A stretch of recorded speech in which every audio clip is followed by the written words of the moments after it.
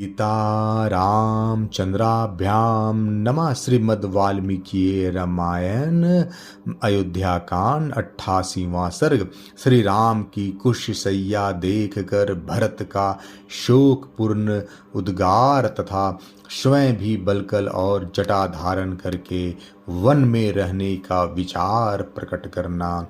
निषाद राज की सारी बातें सुन ध्यान से सुनकर मंत्रियों सहित भरत ने इन गुंदी वृक्ष की जड़ के पास आकर श्री रामचंद्र जी की शैया का निरीक्षण किया। फिर उन्होंने समस्त माताओं से कहा, यही महात्मा श्री राम ने भूमि पर शयन करके रात्रि व्यतीत की थी। यही वह कुश समूह है जो उनके अंगों से विमर्दित हुआ था। महाराज के कुल में उत्पन्न हुए परम बुद्धिमान महाराज राजा दशरथ ने जिन्हें जन्म दिया, वे श्री राम इस तरह भूमि पर शयन करने के योग्य नहीं हैं। जो पुरुष सिंह श्री राम मुलायम मृग चर्म की विशेष चादर से ढके हुए तथा अच्छे अच्छे बिछौनों के समूह से सजे हुए पलंग पर सदा सोते आए हैं, वे इस समय पृथ्वी पर कैसे शयन करते होंगे।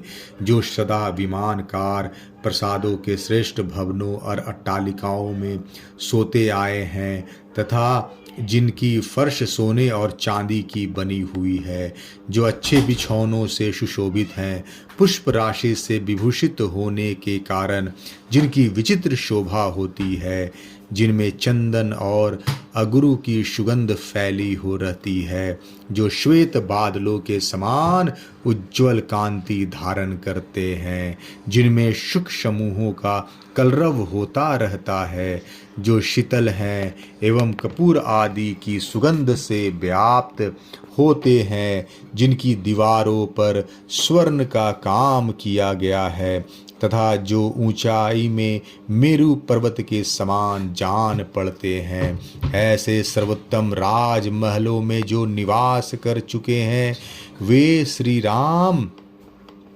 वन में पृथ्वी पर कैसे सोते होंगे।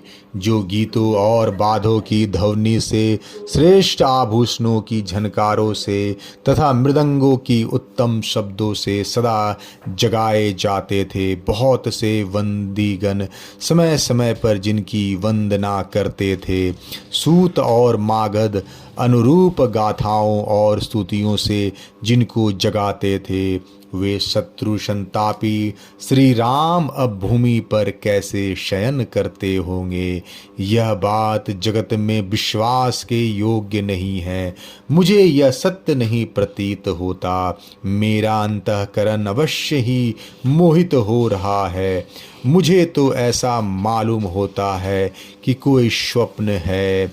निश्चय ही काल के समान प्रबल कोई दूसरा देवता नहीं, जिसके प्रभाव से दशरथ नंदन श्री राम को भी इस प्रकार भूमि पर सोना पड़ा। उस काल के प्रभाव से विदेह राज की परम सुंदरी पुत्री और महाराज दशरथ की प्यारी पुत्र वधू सीता भी पृथ्वी पर शयन करती है। यह मेरे बड़े भाई की शैया है, यही उन्होंने करवटें बदली थी। इस कठोर बेदी पर उनका शुभ शयन हुआ था। जहाँ उनके अंगों से कुचला गया यह सारा तृण अभी तक पड़ा है। जान पड़ता है शुभ लक्षण सीता सैया पर आभूषण पहने ही सोई थी, क्योंकि यहाँ यत्र तत्र स्वर्ण के कण सटे दिखाई देते हैं। यहाँ उस समय सीता की चादर उलझ गई थी, यह साफ दिखाई दे रहा है, क्योंकि यहाँ सटे हुए ये रेशमी के तागे चमक रहे हैं। मैं समझता हूँ कि पति की शैया कोमल हो या कठोर, साध्वी स्त्रियों के लिए वही सुखदायिनी होती है। तभी तो वह तपस्वनी एवं सुकुमारी बाला सती साध्वी मिथिलेश कुमारी सीता यहाँ दुख का अनुभव नहीं कर रही हैं। हाय, मैं मर गया, मेरा जीवन व्यर्थ है, मैं बड़ा क्रूर हूँ। हाय मैं मर गया, मेरा जीवन व्यर्थ है, मैं बड़ा क्रूर हूँ, जिसके कारण सीता सहित श्री राम को अनाथ की भांति ऐसी शैया पर सोना पड़ता है।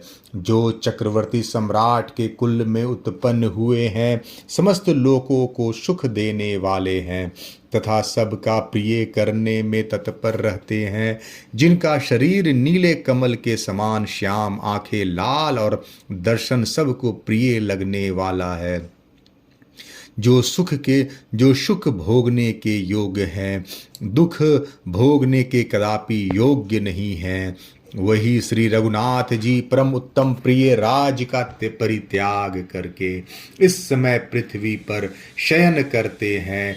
उत्तम लक्षणों वाले लक्ष्मण ही धन्य एवं बड़भागी हैं, जो संकट के समय बड़े भाई श्री राम के साथ रहकर उनकी सेवा करते हैं। निश्चय ही विदेह नंदिनी सीता भी कृतार्थ हो गई, जिन्होंने पति के साथ वन का अनुसरण किया है। हम सब लोग उन महात्मा श्री राम से बिछुड़कर संशय में पड़ गए हैं। हमें यह संदेह होने लगा है कि श्री राम हमारी सेवा स्वीकार करेंगे या नहीं। महाराज दशरथ स्वर्ग लोक को गए और श्री राम वनवासी हो गए। ऐसी दशा में यह पृथ्वी बिना नाविक की नौका के समान मुझे सुनी सी प्रतीत हो रही है। वन में निवास करने पर भी उन्हीं श्री राम के बाहुबल से सुरक्षित हुई इस वसुंधरा को कोई शत्रु मन से भी नहीं लेना चाहता है। इस समय अयोध्या की चार दीवारी की सब ओर से रक्षा का कोई प्रबंध नहीं है। हाथी और घोड़े बंधे नहीं रहते हैं, खुले विचरते हैं। नगर द्वार का फाटक खुला ही रहता है। सारी राजधानी आरक्षित है। सेना में हर्ष और उत्साह का अभाव है। समस्त नगरी रक्षकों से सुनी जान पड़ती है। संकट में पड़ी हुई रक्षकों की अभाव से आवरण रहित हो गई है, तो भी शत्रु विषम मिश्रित भोजन की भांति इसे ग्रहण करने की विष मिश्रित भोजन की भांति इसे ग्रहण करने की इच्छा नहीं करते हैं। श्री राम के बाहुबल से ही इसकी रक्षा हो रही है। आज से मैं भी पृथ्वी पर अथवा तिनकों पर ही सोऊंगा, फल मूल का भी भोजन करूंगा और सदा वल्कल वस्त्र और जटा धारण किए रहूंगा।